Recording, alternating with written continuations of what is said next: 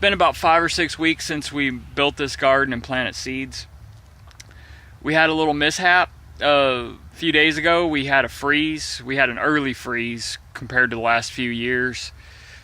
It didn't get cold until the end of November for the past couple of years, and I really didn't believe that we were going to get cold this year, but we did. We had 2 nights of freezing. I didn't cover up the plants like I should have. Just, kind of out of ignorance and kind of out of kind of arrogance. I just thought I was right, but I was proven wrong. Lost a lot of them. So what had been going on is this grass that we had. This grass, which I'd been pulling up by hand as a non-invasive method. We had gotten rid of most of it. We just left it pretty much in the pathways, so to keep the soil, so we wouldn't get muddy and keep something in the soil of the walkways. Other stuff we just started letting grow. There was little seeds that had come up in the grass. As I pulled them off of the ground and put the dead grass back, there were seeds that remained. There was a lot of beneficial stuff. This stuff right here, it's kind of, we're not really sure what it is, but it's kind of like a clover. It probably isn't a clover, but I don't know. It could be. That stuff, it really didn't seem to harm anything. And actually, during the freezing, the first night, see this little area? This stuff is just overrunning everything. But it wasn't hampering the blooming or the growth of the planet plants. And actually here, see this guy right here?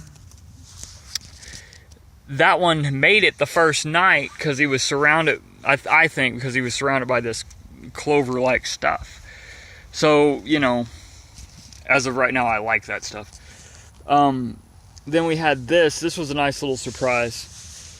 This stuff right here, that's Vietnamese coriander.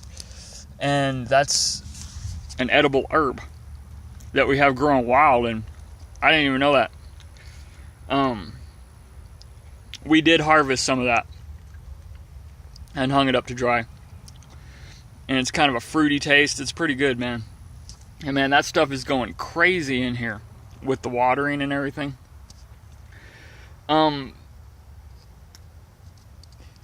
What I did notice, though, that not all the plants went, from the being exposed to the cold. This asparagus didn't go. Let's see. We planted some snap peas right here. They're okay. And we also got, let's see, where are they at? Got some radishes here, man. And they handled it. The other stuff, the stuff that really took it hard, and I was kind of disappointed about it, was pumpkins. See these right here? Man, the pumpkins bit the dust. And see this whole thing right here?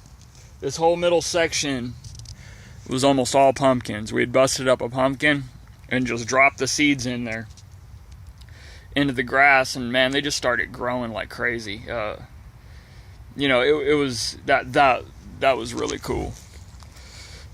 Stuff like squash and different stuff that they just got burned up by the freezing.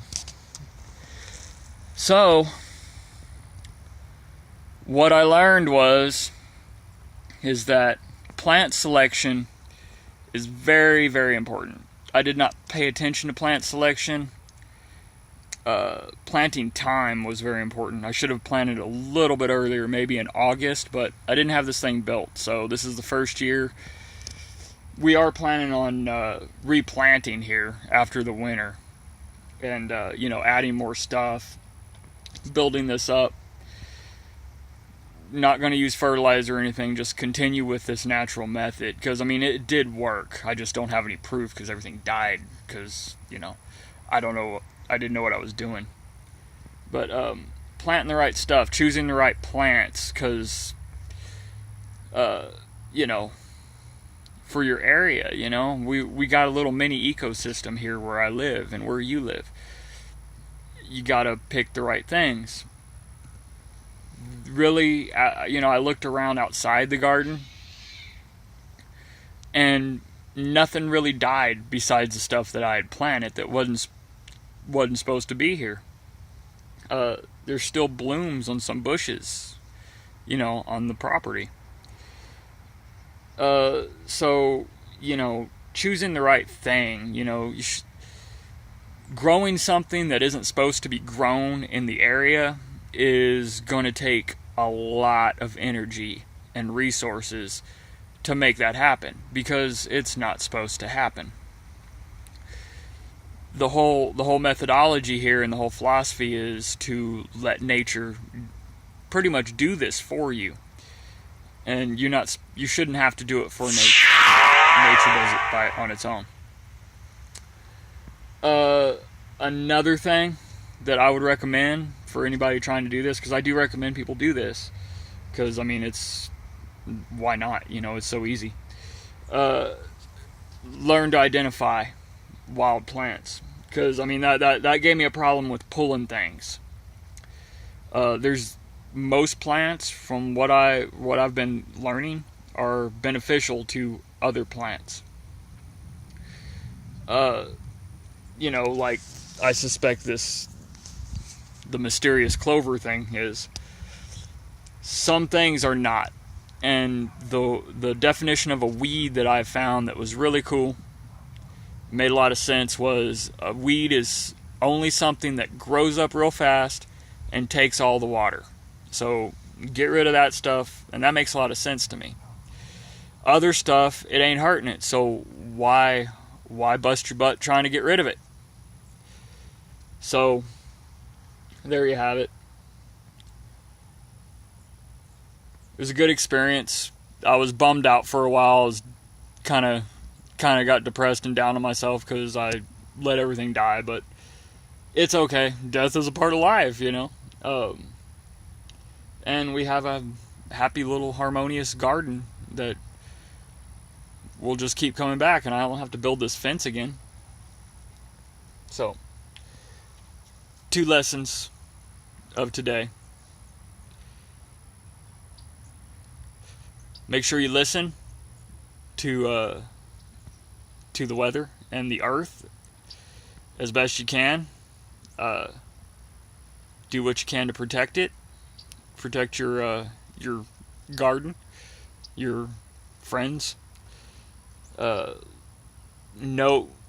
to learn how to identify plants and select the right plants to grow. And we will be back at this garden next spring.